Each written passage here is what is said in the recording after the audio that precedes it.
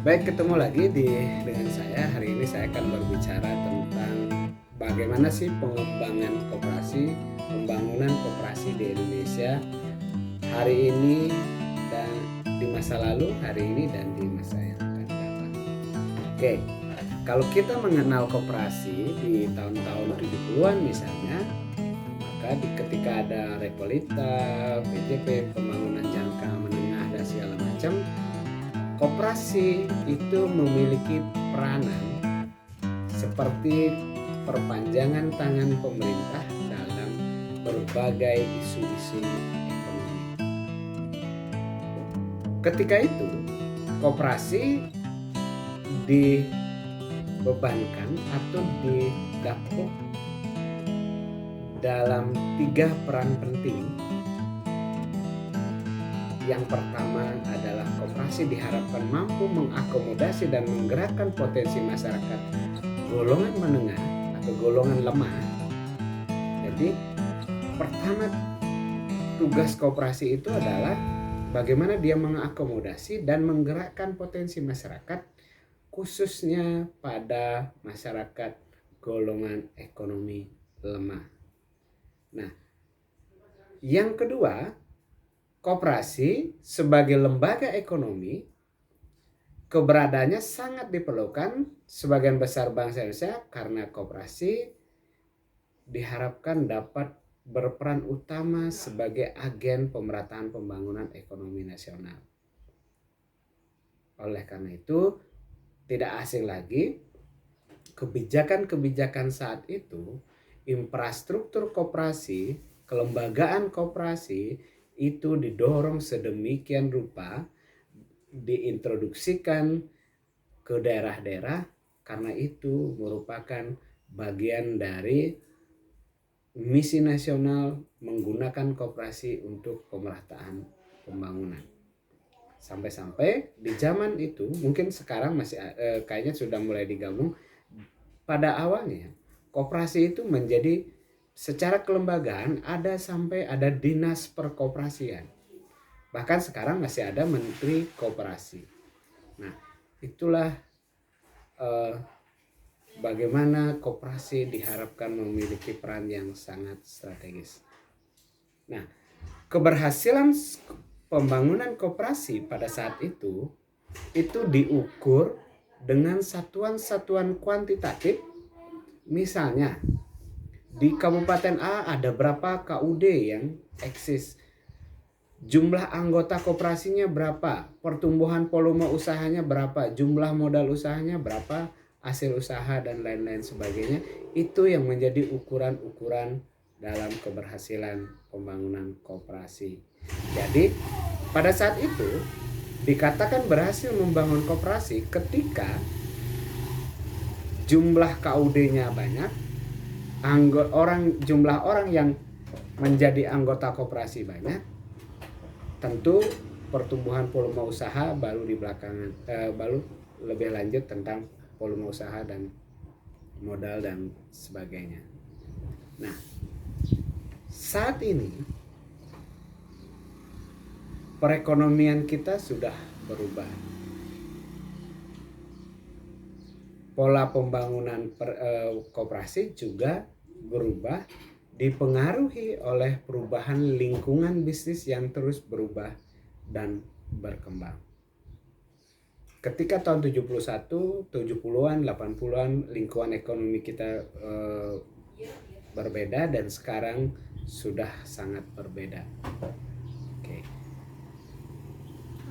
Globalisasi itu sangat berpengaruh terhadap lingkungan bisnis negara dimanapun karena persaingan semakin mengglobal, persaingan semakin tanpa batas, sekat-sekat antar negara menjadi sangat bias. Koperasi dalam pengembangannya hari ini tentu harus mampu bersaing dengan lembaga-lembaga ekonomi non-koperasi dalam persaingan bisnis. Oleh karena itu, koperasi harus mampu menjadi lembaga ekonomi yang kompetitif tidak saja koperasi itu menjadi lembaga aspirasi pembangunan sosial ekonomi kelompok masyarakat ekonomi lemah, tetapi dia juga harus mampu bersaing dengan dunia industri, dunia usaha di luar koperasi. Namun demikian, koperasi juga tidak bisa meninggalkan coraknya sebagai lembaga yang merupakan wadah dalam perjuangan masyarakat ekonomi kerakyatan. Jadi koperasi masih harus tetap menjalankan fungsi sosialnya.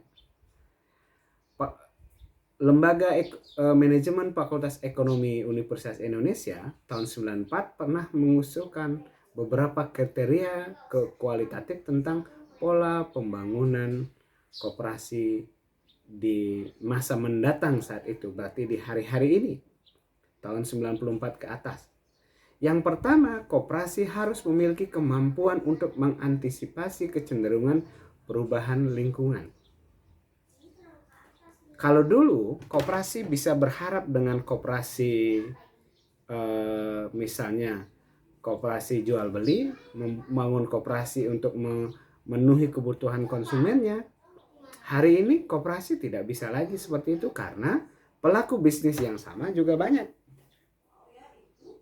Pelaku perdagangan juga banyak, sehingga koperasi tidak bisa secara otonom lagi menguasai sendi perekonomian penyediaan bahan baku tertentu. Oke.